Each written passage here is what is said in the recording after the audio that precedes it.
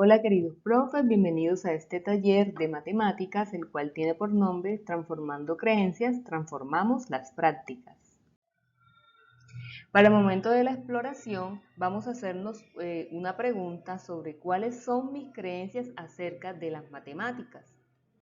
Bueno, todos nosotros hemos tenido experiencias con las matemáticas desde que somos niños, desde que entramos a la escuela. Han sido experiencias buenas, malas en algunos casos. Hemos tenido docentes que nos han servido de inspiración para continuar estudiando matemáticas o docentes que definitivamente nos desanimaron, nos hicieron alejarnos de las matemáticas porque no les entendíamos, porque de pronto eran tan estrictos que en vez de volvernos a explicar, lo que decían era que nosotros no sabíamos. Entonces, teniendo en cuenta la experiencia que ustedes han tenido con las matemáticas, van a responder el cuestionario de entrada completando estas frases que están aquí. Las matemáticas son, las matemáticas se deben enseñar para, la experiencia que he tenido con las matemáticas ha sido, uso las matemáticas para, disfruto las matemáticas cuando o no disfruto las matemáticas dependiendo de la experiencia que ustedes han vivido. El objetivo de este taller es reflexionar desde la práctica docente los roles y creencias del maestro para reconocer los conocimientos básicos de la disciplina que permiten fortalecer los procesos de enseñanza y aprendizaje del pensamiento matemático en la básica primaria. Tenemos como objetivos específicos identificar creencias en torno a las matemáticas y su implicación en la práctica docente. También reconocer el rol de cada uno de los actores en el proceso de enseñanza y aprendizaje de las matemáticas y por último, promover la importancia de la planeación en el proceso de enseñanza y aprendizaje de las matemáticas. Para el momento de la estructuración vamos a hablar sobre las concepciones de la matemática y su incidencia en la práctica. ¿Sabían ustedes que las matemáticas presentan fallas? ¿Sabían que las matemáticas tienen aún muchos problemas por resolver? A continuación vamos a ver un fragmento de un video que nos va a hablar algo acerca de todo esto. En 1874, el matemático alemán Georg Cantor publicó un artículo que impulsó una nueva rama de las matemáticas, la teoría de los conjuntos. Un conjunto es simplemente una colección bien definida de objetos. Los dos zapatos en tus pies son un conjunto, como también todos los planetarios del mundo son un conjunto. Hay un conjunto vacío y un conjunto con todo en él. Cantor estaba estudiando los conjuntos de números, como los números naturales, positivos enteros como 1, 2, 3, 4, etc.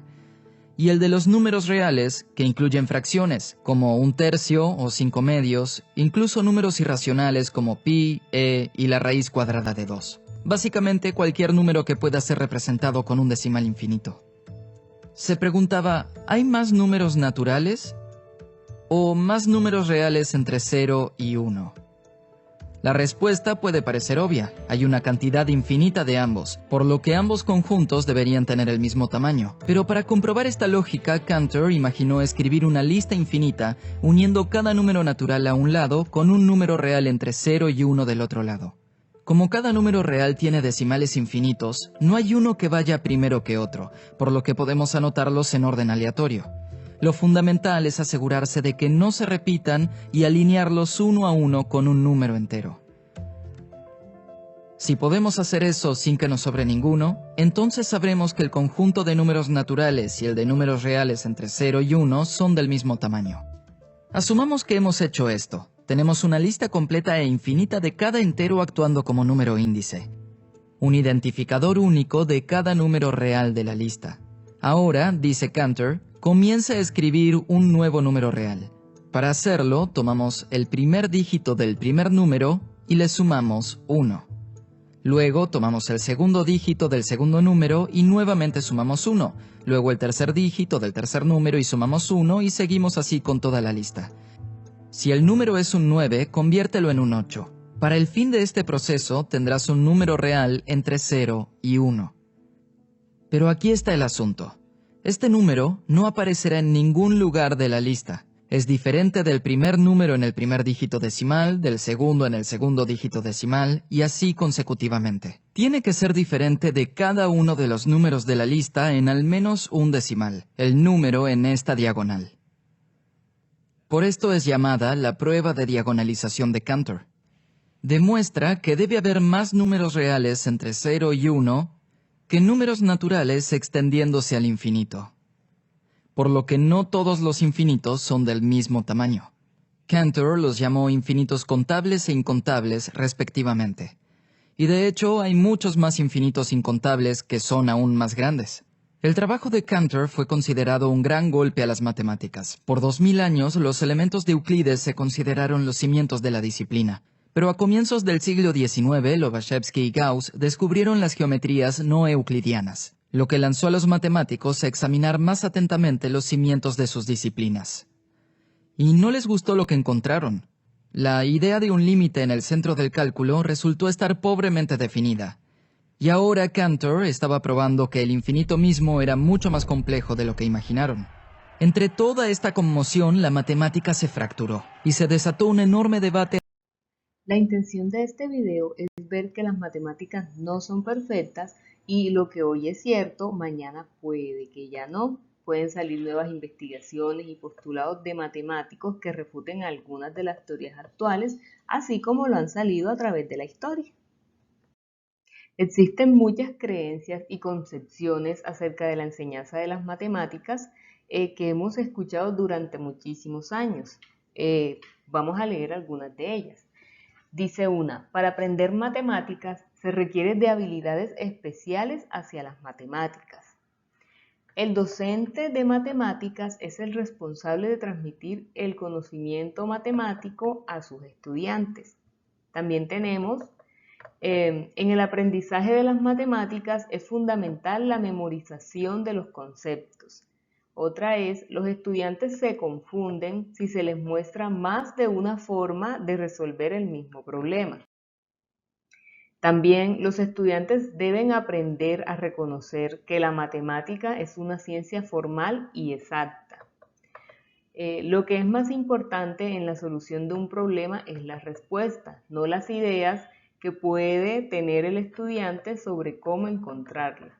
Y también los que saben matemáticas son muy inteligentes. Entonces estas son frases que por muchos años hemos escuchado, por ejemplo esta última, de los que saben matemáticas son muy inteligentes, y pues sabemos que no es así.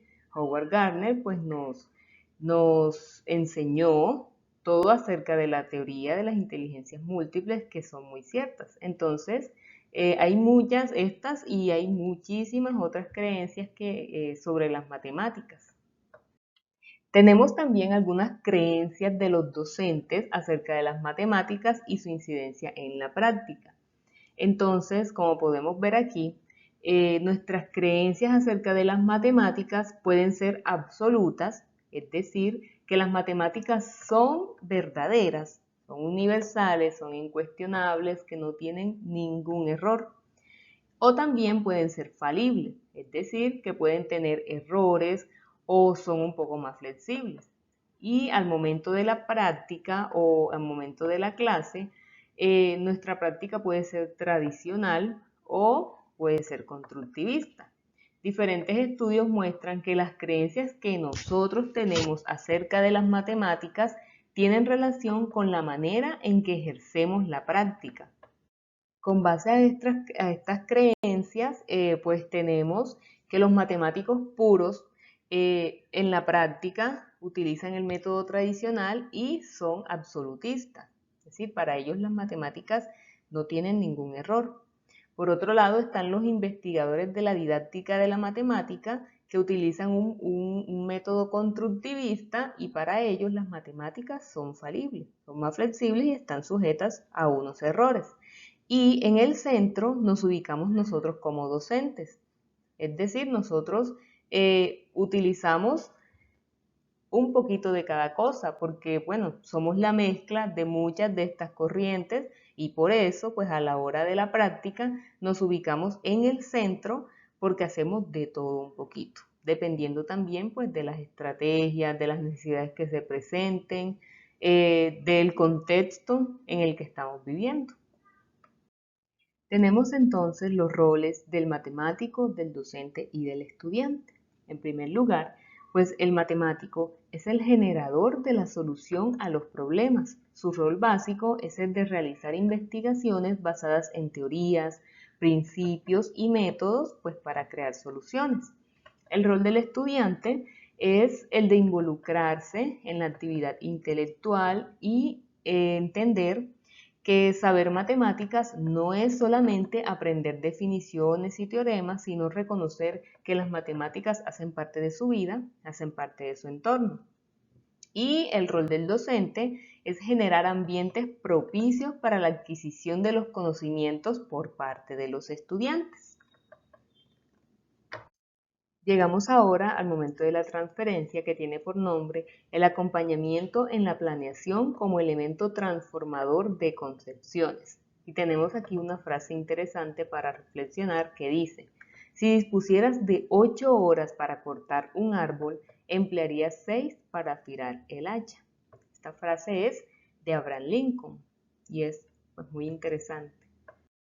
Entonces, para la planeación en la clase de matemáticas tenemos estos ítems, comenzando con el conocimiento de los estudiantes, B, los objetivos de la clase, C, el uso de materiales, D, actividades de aprendizaje, E, gestión de aula, F, evaluación formativa. Estos son pues los elementos que hacen parte de una planeación en la clase de matemáticas. En primer lugar, pues respecto a los conocimientos de los estudiantes, debemos preguntarnos qué intereses de los estudiantes podrían estar relacionados con los aprendizajes propuestos en la planeación. En los objetivos de la clase debemos preguntarnos, ¿la planeación se relaciona de forma explícita con los referentes de calidad, el plan de área y de aula? ¿Tiene en cuenta los aprendizajes esperados descritos en dichos referentes? Como son los estándares básicos, los derechos básicos de aprendizaje, las mallas de aprendizaje, se deben tener en cuenta. Para el uso de los materiales, pues la pregunta es, ¿en las actividades planeadas se refleja el uso de materiales propuestos por el programa Todos Aprender para el logro de los objetivos de aprendizaje de la clase?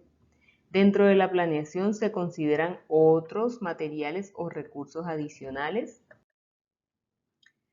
En cuanto a las actividades de aprendizaje, debemos preguntarnos si se proponen actividades que evidencien el conocimiento didáctico de los contenidos, también cómo y en qué momento de la clase se involucra en el diseño de las actividades la resolución de problemas, para qué plantear problemas durante la clase y qué tipo de problemas involucrar.